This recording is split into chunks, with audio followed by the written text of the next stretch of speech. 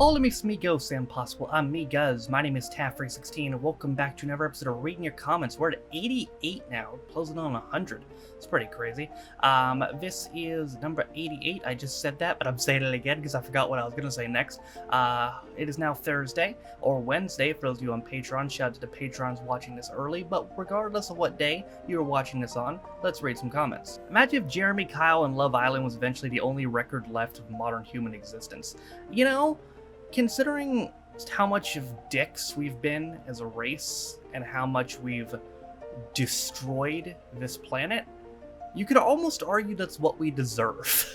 I wonder what Christmas short film will be this year's Christmas Day reaction. The Gruffalo, maybe? Sounds good to me. For those of you who don't know, might be new to the channel, the last 2 years we have done a reaction to a British Christmas film on Christmas.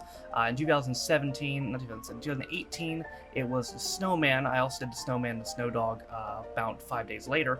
And in 2019, it was Father Christmas. So the Gruffalo, yeah, I've never seen it, so sounds good to me this year. Green Wing has over 11,000 views. Any chance of the sequel at some point? Sure, I enjoyed the show. I said I'd be interested in a sequel if it got over 10,000. It did. I believe it's a Little Dot Studios property, so I can get it on YouTube. So not this month, but some point here, yeah, I could see a sequel. Remember in the news that Jeremy Kyle was exposed for being manipulative towards the guests at the time? They had a hotel for the guests to stay in, and they would leave money there for the guests so they could do whatever they want. I mean, the drug users would buy drugs. Jesus. Love Island is not manipulative, can't say that word for some reason, towards the contestants, as far as we know anyway. But you know what's interesting about Jeremy Kyle? This doesn't exactly go over your point, but it kind of does. If you go to that Jeremy Kyle show video, and you scroll down, look at the comments, especially like go to new comments, it's incredible to look because it's usually one of two things. It's either people, there's one group of people who think that he's misunderstood and that he gets a bad rap and he didn't deserve his show getting canceled and all that. And there's another group of people who think he's literally Satan incarnate. Like, it's literally one or the other. Either he's the fucking devil or he's misunderstood. Maybe it's somewhere in the middle. I honestly don't know, but it's incredible to see how polarizing he is. You gonna review the original Halloween? Awesome. Can you review the other ones too? Yeah, that's the plan. I was originally going to... I'd always wanted to do this series for 316 reviews. It was one of the first I had in mind when I started the channel, doing it the way I'm doing it now, because I love that franchise. And I want to do a video on there eventually, going through the different timelines of the Halloween movies, because Halloween now has 5 different timelines. There's the original timeline, there's the Season of the Witch timeline, which is just one movie, there's the H2O timeline, there's the Rob Zombie timeline, which was the remakes, and now the new timeline. So I'd love to make a video going through all the different timelines and how they've changed and stuff like that. But yeah, this is something I was probably originally thinking about starting later in the year, but Captain uses channel points requests on Halloween, so all he's done really is sped up the process to me getting to it. Will you be reacting to more Taskmaster? Sure, they both done well. The original video had 65,000 views originally before it got taken off YouTube, but even when I re-uploaded it, it still got around 15,000. Again, Little Dot Studios property, so I can put it on YouTube as well. Thank you, Little Dot Studios.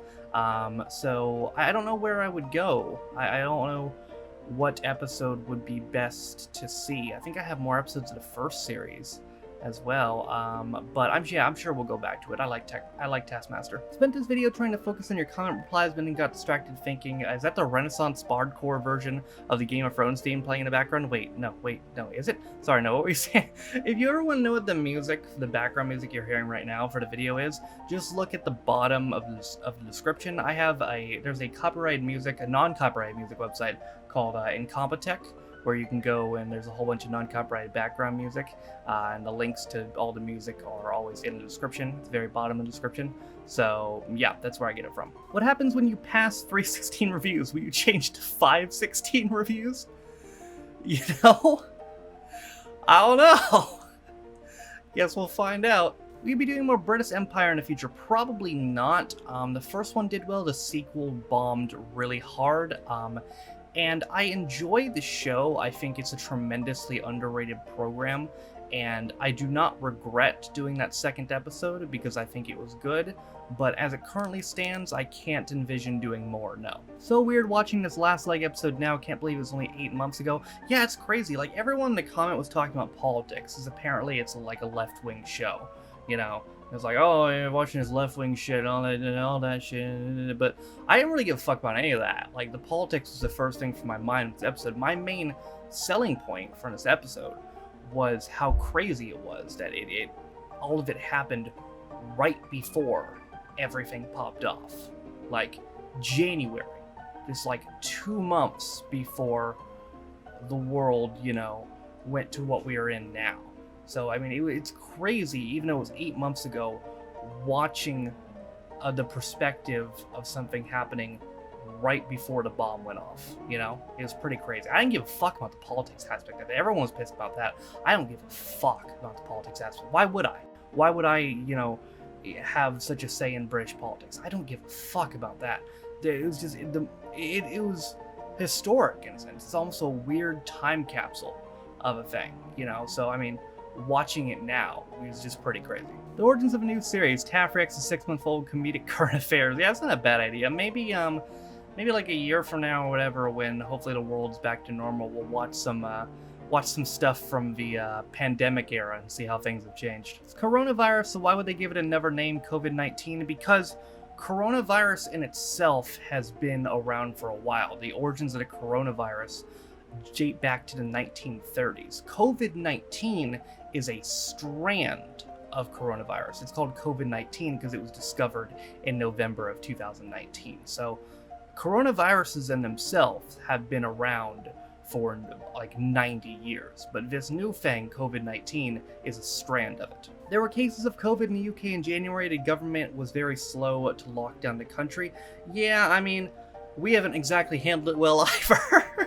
We've arguably, I mean, I don't know if it really arguably, we've handled it probably the worst, except for maybe Sweden. But if you don't know what's going on with Sweden literally elected to do nothing. So they're like, oh, hey, herd immunity. And is it working? Not really. It's not really. But, I mean, we've tried to do stuff. We just haven't done it very well at all. Where I'm from, Aberdeen, is in lockdown again. I thought we were so close to getting things good and open, but no. I think it's unrealistic to think that way, if I'm being honest. I don't think it's realistic to think that anything's going to go back to normalcy in any way until there is a vaccine. Here, in my opinion, I think the best case scenario, as it stands right now, is the world gets back to normal, whatever normal ends up being, approximately a year from now. Because let's say they find a vaccine that, I'm not talking about the vaccine that Russia just found. That Russia claims they have a vaccine, they approved one, but they only tested it on like 10 people. So it could work, but it probably doesn't. Let's say we find a vaccine through fucking, I don't know, in December or January, this vaccine. It's still gonna take a while to distribute this shit and make mass quantities. That shit will probably take at least half a year. So, if not more, like 8 months or something. So realistically, I think best case scenario is about a year from now we'll have normalcy. But expecting like, oh, things gonna be open and good, you know, right now, it's not realistic to think that way. Phoenix Night's got over 10k views. Yeah, it's at like 18k now. I'm pleasantly surprised. I gotta say, I wasn't sure what the audience was going to be for it or how it was going to do, but it's done surprisingly very well. There seems to be a very strong amount of people surprised and concerned that I got it on YouTube, because apparently Peter Kay is very picky about his shows, but the show, again, is Lil Dot Studios copyright, and they elected to remove the copyright claim, so if he doesn't like it, there's nothing he can do about it, because the copyright holders okayed it, so we're good. Strong Language, it's a kids program. The fact that literally nobody in the comment section understood why I put strong language in titles hurt my brain a little bit. The fact that nobody connected the dots to the fact that it's in the title of literally every kids show reaction I've done. If you look at the kids show playlist, every single kids show has warning strong language in the title. And even if you didn't know that, no shit, there's not warning strong language because of the show. It's warning strong language because of me. If you ever watched any of my videos, you know I cuss a fucking lot. Like, that's not secret. And the only reason I put that in the title of just those is because it's a kids show, and people might click on a reaction to a kids show thinking, oh, it's going to be clean and all that, and it's not, because I'm an asshole. Can you react to Total Wipeout? Is it any different from the American version? Because Total Wipeout is a rarity of a British version of an American show. The original show was just called Wipeout. It came out in the US in 2008. I think Total Wipeout came out in 2009.